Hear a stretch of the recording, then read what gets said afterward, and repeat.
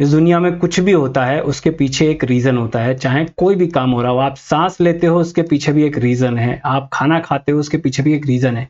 इसी तरह से स्टॉक मार्केट में भी मार्केट चाहे ऊपर जाए चाहे नीचे जाए, इसके पीछे एक रीज़न होता है और इस रीज़न को आइडेंटिफ़ाई करने के लिए हमें बहुत ही इम्पोर्टेंट एक कॉन्सेप्ट समझना पड़ेगा, उसका नाम है पीओआई। पीओआई को कहते हैं पॉइंट ऑफ इंटरेस्ट या फिर price of interest. P for price या पॉइंट और आई फॉर इंटरेस्ट। अब ये पॉइंट ऑफ इंटरेस्ट होता क्या है? देखो, मैंने समझाया था लिक्विडिटी के कॉन्सेप्ट में, जब मैं लिक्विडिटी का वीडियो बताया था कि लिक्विडिटी इज अ मैग्नेट। ये मैग्नेट की तरह काम करती है जो कि प्राइस को अपनी ओर अट्रैक्ट करती है। और ये लिक्विडिटी कहां पर होती है? पीओआईस पे। अब पीओआई होते क्या है? देखो, आपने ऑर्डर ब्लॉक समझा होगा, राइट? आपने एफवीजी भी समझा होगा, आपने इम्बैलेंस भी समझा होगा, आपने आईडीएम भी जानते होंगे आप, राइट? ये सारे पीओआईस हैं और इन पीओआईस की एक प्रायोरिटी होती है, एक पर्टिकुलर स्ट्रेंथ होती है, कौन कितना मजबूत है, कौन कितना ज्यादा पावरफुल है।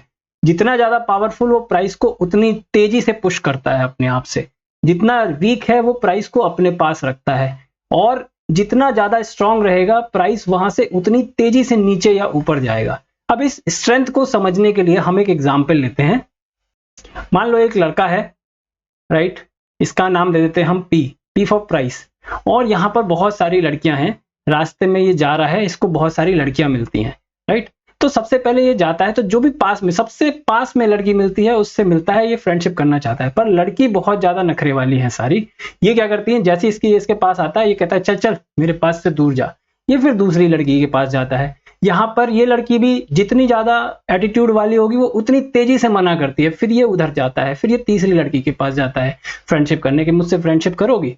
ये भी मना कर देती है, फिर ये इस पे जाता है, इससे पूछता है फ्रेंडशिप करोगी? ये मना कर देते हैं। फिर ये बहुत ही स्ट्रांग लड़की होती है, इसका एटीट्यूड बहुत ज्यादा है, मतलब ये सुंदर बहुत ज्यादा है। अब सुंदर है तो इसमें थोड़ा सा तो नखरे होंगे ही, तो ये क्या करती है, इस लड़के को वापस से बहुत तेजी से मना करती है और पुश करती है, ये सीधे यहाँ आ जाता है। तो इस तरह से आप ये समझो, ये प्राइस है और जितने भी पीओआईज हैं ये हैं एक स्ट्रांग लड़कियां, है ना? प्राइस इनके पास जाने की कोशिश करता है, पर जितनी ज्यादा सुंदर लड़की है वो उतनी तेजी से मना करती है, इसे वो वापस से दूसरे के पास भेजती है, और ये हमेशा उसके पास जाता है जो सबसे ज्यादा पास में होती है। इसी प्रकार से अगर मान लो कि मेरे पास ये ओबी है, ये एक ऑर्डर ब्लॉक है, ये मेरा एक लिक्विडिटी जोन है, और ये मेरा एक पॉइंट है कि एफवीजी का, राइट? और प्राइस चल रहा है यहां पर कहीं। तो अगर आप देखोगे ओबी पास में है और एफवीजी भी पास में है, पर ये लिक्विडिटी जोन दूर है, तो ये सबसे पहले या तो यहां जाएगा या यहां जाएगा। अब ये यहां जाएगा, उसमें डिपेंड करता है। मान लो कि एफवीजी पास में था तो ये यहां चला गया। अब ये एफवीजी कहेगा कि भाई मेरे पास मत आओ, तुम कहीं और जाओ, तो ये लिक्विडिटी पुश करेगा। पर लिक्विडिटी है स्ट्रांग गर्ल, बहुत ज्यादा स्ट्रांग लड़की है एटीट्यूड वाली, वो क्या करेगी, इतनी तेजी से पुश करेगी कि ये ओबी के पास चला जाएगा, ऑर्डर ब्लॉक के पास चला जाएगा। तो इस तरह से प्राइस मूव करता रहता है। आप इसे एक और एग्जांपल से समझ सकते हो कि फुटबॉल मैच है, फुटबॉल मैच में फुटबॉल एक प्लेयर मारता है अपने दूसरे प्लेयर के पास, दूसरा प्लेयर तीसरे के पास, तीसरा प्लेयर चौथे के पास, और फाइनली गोल हो जाता है। तो मोटिव क्या है इसका? गोल करना। प्राइस का मोटिव क्या है? मूव करना। और ये मूव कैसे करेगा? एक से दूसरे पे, दूसरे पे से तीसरे पे, तीसरे से चौथे पे। तो इस तरह से प्राइस मूव करता रहता है, और जितना ज्यादा स्ट्रांग ये खिलाड़ी होगा उतनी तेज बॉल मारेगा, राइट? तो ये बॉल जितनी तेजी से जाएगी उतनी तेजी से गोल होगा। तो यही कॉन्सेप्ट है हमारा पीओआईज का। तो इनकी स्ट्रेंथ हम निकालें कैसे? इनकी देखो प्रायोरिटी होती है एक, मैं प्रायोरिटी समझा देता हूं आपको। जितने भी ब्लॉक होते हैं उन सब ब्लॉकों में ऑर्डर ब्लॉक सबसे ज्यादा स्ट्रांग होता है, ठीक है? इसके बाद आते हैं लिक्विडिटी जोन। अब लिक्विडिटी जोन में भी बहुत ज्यादा लिक्विडिटी जोन, जो मतलब major high, all time high और मेजर लो, राइट? और मेजर हाई, ये जितने भी लोज और हाई होते हैं, स्ट्रॉन्ग लोज और स्ट्रॉन्ग हाईज, ये फिर स्ट्रॉन्ग होते हैं। इसके बाद आते हैं एफवीजी आते हैं, इसके बाद आते हैं इम्बैलेंस आते हैं, इसके बाद बाकी ब्लॉक्स आते हैं, जैसे ब्रेकर ब्लॉक्स है, रिजेक्शन ब्लॉक है, मिटिगेशन ब्लॉक है, राइट? तो जितने भी लिक्विडिटी जोन हैं ये सब स्ट्रॉन्ग पीओआईज होते हैं, और इन पीओआईज की स्ट्रेंथ होती है। अब एक कॉन्सेप्ट होता है कन्फ्लुएंस का। अब कन्फ्लुएंस क्या होता है मैं बता देता हूं, इसको बिल्कुल आसानी से समझते हैं। मान लो एक पॉइंट पे एक ऑर्डर ब्लॉक बना हुआ है, यहां पर एक आपका लिक्विडिटी जोन भी है, और यहां पर एक पास में एफवीजी भी है। तो ये तीन मिलकर के एक बहुत ही स्ट्रॉन्ग जोन बनाएंगे और इस जोन पर प्राइस आएगा, अट्रैक्ट होगा, बहुत तेजी से पुश या पुल होगा, या तो ऊपर जाएगा या नीचे जाएगा, बहुत तेजी से जाएगा। और कहां तक जाएगा? दूसरे लिक्विडिटी जोन या दूसरे ऑर्डर ब्लॉक या फिर दूसरे एफवीजी तक, जो भी इसके नियरेस्ट होगा। तो कन्फ्लुएंस जहां पर भी होता है वहां पर बहुत ज्यादा चांसेस होते हैं कि प्राइस मूव करे बहुत ही फास्ट। अब कन्फ्लुएंस निकालते कैसे हैं? देखो, एक तरीका होता है हायर टाइम फ्रेम को एनालाइज करने का। अब मान लो कि यार मैंने जो एग्जांपल दिया था आपको लड़का और लड़की वाला, उस लड़के और लड़की वाले एग्जांपल में आप ये समझो ये एक हाई स्टैंडर्ड गर्ल है, मतलब इसके पास पैसा बहुत है, रिच है, इसके माँ बाप बहुत अच्छा काम करते हैं, और ये लड़का बेचारा है गरीब। तो ये जितनी स्टैंडर्ड की लड़की होगी वो उतनी तेजी से इसे भगाएगी अपने पास से। तो ये स्टैंडर्ड गर्ल का मतलब कितना है? स्टैंडर्ड गर्ल का मतलब क्या है कि ये हाई टाइम फ्रेम का एक पीओआई है। हाई टाइम फ्रेम का मतलब हाई स्टैंडर्ड का एक पीओआई है। तो मतलब डेली टाइम फ्रेम पे जो पीओआई होगा वो स्ट्रांग होगा 15 मिनट के, 75 मिनट के, 5 मिनट के, 1 मिनट के पीओआई से। तो अगर आपका एक पीओआई डेली टाइम फ्रेम पे बना है तो आप उसको स्ट्रॉन्गेस्ट मानोगे। उससे नीचे अगर आपको 75 मिनट का मिलता है उससे कम स्ट्रॉन्ग है, उससे और नीचे 15 मिनट का मिलता है वो और कम स्ट्रॉन्ग है। पर अब ये कन्फ्लुएंस का जो मेथड मैंने बताया है, ये कन्फ्लुएंस रिवर्स में भी काम करता है। अब कन्फ्लुएंस का रिवर्स में कैसे काम करता है? मान लो कि मैंने एक ऑर्डर ब्लॉक निकाला जो कि डेली टाइम फ्रेम पे था। अगर मैं इसे 75 मिनट पे निकालना चाहूं तो ये रिफाइन होकर के छोटा हो जाएगा, और अगर मैं 15 मिनट पे निकालना चाहूं तो ये रिफाइन होकर के और छोटा हो जाएगा। मतलब कि अगर मान लो ये 150 पॉइंट का था तो ये मेरा 90 पॉइंट का यहां रह जाएगा, और ये मेरा 10 या 20 या 30 पॉइंट का ही रह जाएगा। तो अब जब हम अपनी ट्रेड प्लान करते हैं तो ये पॉइंट ऑफ इंटरेस्ट को हम रिफाइन करते जाते हैं, मतलब रिवर्स कॉन्फ्लुएंस करते जाते हैं। अब इसको रिफाइन करने का फायदा क्या होता है? हमारा स्टॉप लॉस बहुत छोटा हो जाता है। ये सब कुछ मैं चार्ट पर आपको अभी दिखाऊंगा, आप चिंता मत करो। तो जब स्टॉप लॉस हमारा छोटा हो जाता है तो हम ट्रेड में better risk to reward ratio ले पाते हैं, मतलब हमारा स्टॉप लॉस छोटा हो गया पर टारगेट हमारा बड़ा हो गया। अब चलिए चार्ट पे चलते हैं। चार्ट पे मैं दिखाता हूं आपको पॉइंट ऑफ इंटरेस्ट कैसे काम करते हैं। और इसके अलावा पॉइंट ऑफ इंटरेस्ट देखो आईडीएम भी होता है। आईडीएम को मैं बताया नहीं आपको, आईडीएम होता है इंड्यूसमेंट। इंड्यूसमेंट एक अलग कॉन्सेप्ट है, इसको आपको समझना हो तो आप मुझे कमेंट करके बता देना, मैं एक वीडियो इस पे प्रॉपर डेडिकेटेड वीडियो लेकर के आ जाऊंगा। ये बहुत ही अच्छा कॉन्सेप्ट होता है जिसमें हमारी लिक्विडिटी स्वीप होकर के वापस से मार्केट रिवर्स कर जाता है या फिर मार्केट इसी डायरेक्शन में चला जाता है, डिपेंड करता है। बट आईडीएम में मोस्ट ऑफ द केसेस में मार्केट रिवर्स हो जाता है। तो चलिए चार्ट पे चलते हैं। अब ये देखो मैंने खोलिया निफ्टी का 1 मिनट का चार्ट। मैं आपको 25 सितंबर का चार्ट का मूव दिखाने वाला हूं। 25 सितंबर को मार्केट बहुत अच्छा गैप डाउन हुआ। ये यहां पर देखोगे आप, ये पहली कैंडल 1 मिनट की, बहुत अच्छा गैप डाउन हुआ। मार्केट फिर यहां तक गया और फिर से नीचे गिरना चालू हो गया। अब यहीं तक ही क्यों गया? यहां तक के अलावा और कहीं भी जा सकता था, यहां भी जा सकता था, यहां पर भी जा सकता था, यहां पर भी जा सकता था, पर यहीं से ही क्यों रिवर्स हुआ? अब चलो इसको समझते हैं। यहां पर मुझे देखना पड़ेगा कि क्या यहां पर मेरा कोई पॉइंट ऑफ इंटरेस्ट है। अगर पॉइंट ऑफ इंटरेस्ट है तो देखो ऑर्डर ब्लॉक मैंने बताया था सबसे स्ट्रांग होता है। ऑर्डर ब्लॉक को हम सबसे पहले देखते हैं। मार्केट में देखो यहां पर मार्केट नीचे गिरना चालू हुआ, ये मार्केट अपना लोअर लो लोअर हाई बनाता हुआ चल रहा है, राइट। एक हाई ये बनाया, एक ये लो बना दिया, फिर ये मार्केट नीचे आया, यहाँ गया और ये थोड़ा सा रेंज में चल के नीचे आ गया, राइट। तो अगर आप देखोगे तो एक ये मेरा एक हाई है, एक ये मेरा हाई है और एक ये मेरा हाई है। पर मार्केट जहां से गिरना चालू हुआ है, आप कहीं से भी ले सकते हो, आप इसको हायर हाई हायर लो कहीं से भी बनाना चालू कर सकते हो। मैं मान के चलता हूं कि मेरा एक ये यहां से मार्केट गिरना चालू हुआ था, ये एक ऑर्डर फ्लो है मेरा।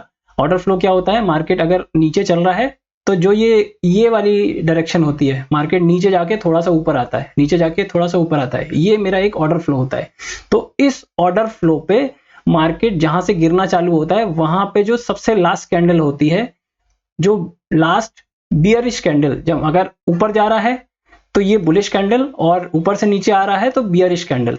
अब बियरिश कैंडल का ये मतलब नहीं है खाली आप ब्लैक कैंडल देखो, ये ब्लू भी हो सकती है। कैंडल का रंग मैटर नहीं करता। इसको मैं आपको ऑर्डर ब्लॉक के एडवांस वीडियो में सिखाऊंगा कि एडवांस ऑर्डर ब्लॉक में हम ऑर्डर ब्लॉक को देखते कैसे हैं। अभी के लिए आप मान के चलो कि जो लास्ट कैंडल है, जो मूव की लास्ट कैंडल है, वो मेरा ऑर्डर ब्लॉक है। तो ये मेरा देखो एक ऑर्डर ब्लॉक हो गया। अब मैंने कहा था कॉन्फ्लुएंस का एक कॉन्सेप्ट होता है कि कॉन्फ्लुएंस हो तो ऑर्डर ब्लॉक बहुत ज्यादा स्ट्रांग होता है। ये मेरा ऑर्डर ब्लॉक हो गया, राइट। अब कॉन्फ्लुएंस कैसे होगा कि यहाँ पर कहीं मुझे एक और पीओआई मिल जाए। अब एक और पीओआई का मतलब मुझे या तो एफवीजी मिल जाए, इम्बैलेंस मिल जाए, राइट। अब आप यहाँ देखोगे तो ये एक इम्बैलेंस है, ये इसका लो हो गया, ये इसका हाई हो गया, राइट। सॉरी, ये इसका लो हो गया, ये इसका हाई हो गया, तो ये मेरा एक एफवीजी हो गया यहाँ पे, राइट। ये एफवीजी हो गया। अब आप देखोगे ये मेरा कॉन्फ्लुएंस हो गया, एक ऑर्डर ब्लॉक भी है यहाँ पे, एक एफवीजी भी है। तो यहाँ पर मार्केट आता है, यहाँ तक जाता है और वापस से रिवर्स कर जाता है। जैसे ही इस ब्लॉक के बाहर निकलता है एफवीजी के, आप यहाँ पर ट्रेड ले लो 50% का स्टॉप लॉस रख करके, जैसा कि मैंने आपको और वीडियोस में बताया है। तो देखो यहाँ पर आपने ट्रेड लिया, ये ट्रेड एग्जीक्यूट हो गई, ये थोड़ा सा ऊपर रिवर्स गया दोबारा से और नीचे चलना चालू कर दिया, राइट। आपका अच्छा खासा टारगेट आपको मिल सकता है यहाँ पे। इसी तरह से आप ऑर्डर ब्लॉक को ट्रेड कर सकते हो। ऑर्डर ब्लॉक की एक और कंडीशन होती है, देखो जब भी आपको ऑर्डर ब्लॉक देखना है, मान लो कि एक ये ऑर्डर ब्लॉक है, मार्केट डाउन ट्रेंड में चल रहा था और यहाँ पर कहीं एक आपका ऑर्डर ब्लॉक बना है, देखो यहाँ भी ऑर्डर ब्लॉक बनेगा, यहाँ भी ऑर्डर ब्लॉक बनेगा, यहाँ भी ऑर्डर ब्लॉक बनेगा, यहाँ भी ऑर्डर ब्लॉक बनेगा। तो एक कंडीशन है कि जब मार्केट के आपको ऑर्डर ब्लॉक देखने जाना है, तो ऑर्डर ब्लॉक एक्टिवेट कब होंगे? एक्टिवेट तब होंगे जब एक मेरा आईडीएम हो जाएगा। आईडीएम क्या होता है? इंड्यूसमेंट होता है, मतलब कि लिक्विडिटी ग्रैब होता है, पिछले हाई के पास तक जाता है और मार्केट वहां पर एक रिजेक्शन कैंडल बनाता है। रिजेक्शन कैंडल का मतलब क्या है? बहुत बड़ी विक और नीचे क्लोज दे देगा। मान लो कि यहां पर मेरा एक मैं फिर से बना देता हूं, ये मार्केट नीचे जा रहा था, राइट, और मार्केट यहां पर आया, एक ये मेरी कैंडल थी, राइट, यहां पर, और मार्केट ने एक बहुत बड़ी कैंडल बनाई पर इसका क्लोज नीचे दे दिया, इसने इसके हाई के ऊपर क्लोज नहीं दिया, तो ये एक रिजेक्शन हो गया। ये मेरा एक आईडीएम है। तो जब भी मार्केट आईडीएम बनाता है और जिस डायरेक्शन में बनाता है, मान लो कि ऊपर को आईडीएम बनाया है, मतलब नीचे गिरते हुए मार्केट में ऊपर को आईडीएम बनाएगा, तो ये सारे ऑर्डर ब्लॉक मेरे एक्टिव हो जाएंगे। अब इन ऑर्डर ब्लॉक्स में से चलेगा कौन सा? सबसे लास्ट वाला स्ट्रॉन्गेस्ट होता है, क्योंकि वहां पर बगल में एफवीजी भी आपको मिलेगा। इससे जस्ट एक ऊपर वाला इससे थोड़ा सा और स्ट्रांग होता है। तो सबसे पहले मार्केट यहां तक जाएगा, अगर यहां तक गया तो यहीं से रिवर्स कर जाएगा, एक चांस तो ये है, वरना ये ऑर्डर ब्लॉक नहीं चलेगा, बीच में कोई और ऑर्डर ब्लॉक होंगे वो भी नहीं चलेगा। सबसे लास्ट वाला जहां से मूव एक्चुअल में गिरना चालू हुआ है वो वाला ऑर्डर ब्लॉक चलेगा, ठीक है। तो या तो इंड्यूसमेंट लेकर के ये वापस आ जाएगा आईडीएम लेकर के, या फिर आईडीएम लेके थोड़ा सा ऐसे ऊपर जाएगा और फिर नीचे आ जाएगा पहले ऑर्डर ब्लॉक से। अगर ये पहले ऑर्डर ब्लॉक को रिस्पेक्ट नहीं करता है तो ये सबसे आखिरी वाले ऑर्डर ब्लॉक तक जाएगा, फिर नीचे आएगा। हो सकता है कि आपको ये बीच वाले ऑर्डर ब्लॉक में थोड़ा सा मार्केट रुकता हुआ दिखाई दे, पर यहां पर रुकेगा, आपका स्टॉप लॉस हिट करके वापस से नीचे जाएगा, बट ये यहां तक जाएगा। आप यहां पर ट्रेड ले लोगे ना, आपका स्टॉप लॉस हिट होने के चांसेस ज्यादा रहेंगे। मान लो कि आपने यहां पर ट्रेड ले लिया एक रिवर्स का, तो ये यहां तक ऐसे जाएगा और फिर नीचे आएगा, तो आपके स्टॉप लॉस लेकर के नीचे आएगा। तो ये जो बीच वाले ऑर्डर ब्लॉक होते हैं ये काफी वीक होते हैं। इन वीक को हम ज्यादा कंसीडर नहीं करते हैं, तो हम सबसे पहला वाला ऑर्डर ब्लॉक और सबसे आखिरी वाला ऑर्डर ब्लॉक को हम कंसीडर करते हैं। अब ऑर्डर ब्लॉक की एक और कंडीशन होती है, ऑर्डर ब्लॉक वही मान्य होता है खाली अगर ऑर्डर ब्लॉक के पास में कोई फेयर वैल्यू गैप बना है तो।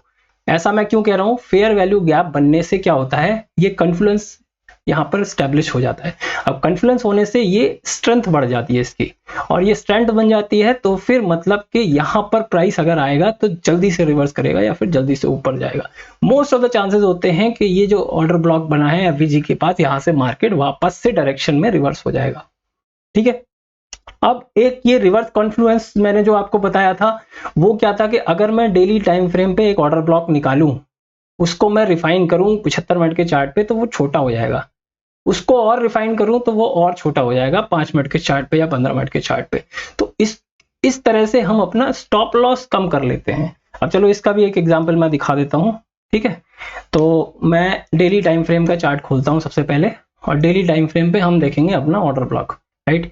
अब देखो पिछली बार कंडीशन में मार्केट यहां से रिवर्स किया था, राइट। अब यहां पर मैं ऑर्डर ब्लॉक देखना चाहता हूं, ये देखो ये मेरा एक ऑर्डर ब्लॉक है, राइट। यहां पर अगर मैं देखूं ये लास्ट रिवर्स कैंडल, अब लास्ट रिवर्स कैंडल ये है, ये मेरा एक ऑर्डर ब्लॉक है, राइट। ये मेरा डेली टाइम फ्रेम पे है। अब ये ऑर्डर ब्लॉक कितने पॉइंट का है? आप ये ऑर्डर ब्लॉक लगभग 240 पॉइंट का है। अब देखो 240 पॉइंट का अगर आप एसएल रखोगे तो बहुत लंबा हो जाएगा, तो इस ऑर्डर ब्लॉक को हमें रिवर्स कॉन्फ्लुएंस करना पड़ेगा और रिवर्स कॉन्फ्लुएंस कैसे करेंगे, हम डेली टाइम फ्रेम पे ये ऑर्डर ब्लॉक हमने निकाल लिया। अब हम आएंगे सीधे 15 मिनट के चार्ट पे। 15 मिनट के चार्ट पे देखेंगे जो हमने ऑर्डर ब्लॉक मार्क कर दिया है उसमें देखेंगे हमारा अब ऑर्डर ब्लॉक रिफाइन हो सकता है या नहीं हो सकता है, राइट। ये मैंने ऑर्डर ब्लॉक लगाया था अपना यहां पर। आप देखो ये इतना बड़ा ऑर्डर ब्लॉक था, अब यहां पर आप रिफाइन करोगे तो ये ऑर्डर ब्लॉक इतना छोटा हो जाएगा यहां से। ये देखो ये ऑर्डर ब्लॉक हो गया इतना छोटा। आप कितने पॉइंट का हो गया देखो, अगर मैं देखूंगा ये तो ये मेरा लगभग 80 पॉइंट का ऑर्डर ब्लॉक हो गया, 80 नहीं, ये मेरा 70 पॉइंट का ऑर्डर ब्लॉक हो गया।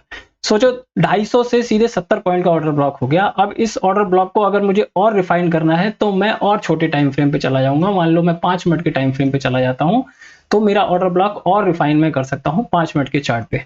अब 5 मिनट के चार्ट पे अगर मैं रिफाइन करूंगा तो देखो अभी के लिए मैं ऑर्डर ब्लॉक आपको बेसिक वाला बता रहा हूं।